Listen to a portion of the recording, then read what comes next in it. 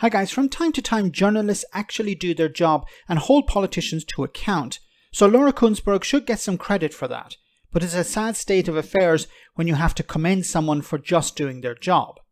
So she had Lord Cameron, the newly minted Foreign Secretary, on, where she asked him some probing questions about his pay during his time out of office.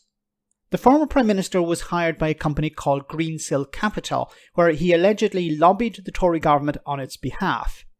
Laura asked him how much he was paid. Dodgy David refused to answer. You, out of office, pursued various different business interests, commercial interests. Our viewers might remember that you worked for a firm called Greensill Capital, a financial firm. Now, you contacted former colleagues in government on their behalf. A committee of MPs, so there you are with Lex Greensill, a committee of MPs found that you had showed a significant lack of judgment. Now, you've answered some of these claims before, but you have never before said how much money you were paid. Documents seen by the BBC say that you received about £10 million. Is that true? No, that isn't true. I mean, so how much did you receive? First thing is, while I was out of office, the most important thing I did was to help Alzheimer's Research UK raise millions of pounds for people. So he doesn't want you to focus on perhaps corruption. What he wants you to focus on instead is his work for charity. My goodness, he was asked a simple question. How much were you paid by Greensill Capital to lobby on their behalf? And what does he respond with? I did some charity work. David, that's not going to wash. People battling with dementia. That was the number one thing that I did. I've had to stop that. Now I'm coming back into government and I have just that one job. This issue on Greensill has been examined, as you say, by all these committees, by all these inquiries. But you've never answered how much money you were paid. And now you're back in government. That comes with scrutiny that I'm sure you understand as someone who's in frontline politics for a long time.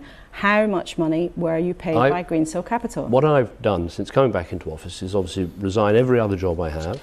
I've given all the information to the person responsible for registering a minister's interest, and they have the information about the jobs that I had and the things that I did, and they are able to, they make a decision about declaration. But of course, during that period, I was a private citizen between 2016 and when I took this job. But I think our viewers would believe that it is relevant that you were a former British Prime Minister, so there's definitely a public interest in what you did during that time, and now you've returned as Foreign Secretary. Yes. So there will be, our viewers will want to know. And you say you've registered all your interests now, that's perfectly legitimate, but why won't you tell people how much money you were paid? There's a figure out there you say is wrong. Tell us the right one. Well, because I was a private citizen. I had a number of different interests and things I did, including important charitable work. And I think as a private citizen, you're entitled to do that, and that's what I've done. But very clearly, on coming back into government, I resigned every single job, every single position, everything I did. Then you make a declaration of your interests. You have to explain companies you've been working for to the person who registers these interests, and then that's what they decide to publish. A normal person would say, I earned this amount of money. And if he was actually a little bit clever, he would say, look, I was paid £10 million, I was paid £15 million, I was paid whatever it was. Because if he actually said it, there would be a bit of shock, but then people would move on. But instead, I think there's this sort of private school arrogance about former prime ministers like David Cameron. I don't have to tell you this, so I'm not going to tell you this. To hell with the public. I don't care about the public. The public have no need to know my private life, so they're not going to know my private life. See, and then, once again, if you were a little bit cleverer than you are, you would just come out and say, this is how much I was paid.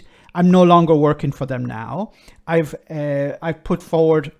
given the Parliament all the information they need. I'm not connected to these companies anymore. And now I'm working as Foreign Secretary. But once again, I think it's this arrogance that these people have, that they won't answer these questions. Once again, it could be embarrassing, but the embarrassment would be limited to a few days at most. But his arrogance doesn't allow him to do that. I was a private citizen. You don't need to know these things. No, technically no. You're a private citizen. You can earn as much money as you want within the private sector. There are issues with that, but legally, yes, he can do that. But from a political point of view, you're back in politics now. You're a member of cabinet. You're a member of the government. you should actually come forward and say, this is how much I earned, but add the caveat, look, I'm not connected to this company anymore. I think the company actually closed down. There's nothing to read into this. It's done, it's dusted, let's move on. That's what he could try and do. But by dodging the question, he adds more questions and he adds speculation. And then he'll later have to come out and explain how much he earned. It's a really bad way of doing politics, I think. Let me know in the comment section, guys, what you think. As always, your comments are greatly appreciated. Thanks a lot.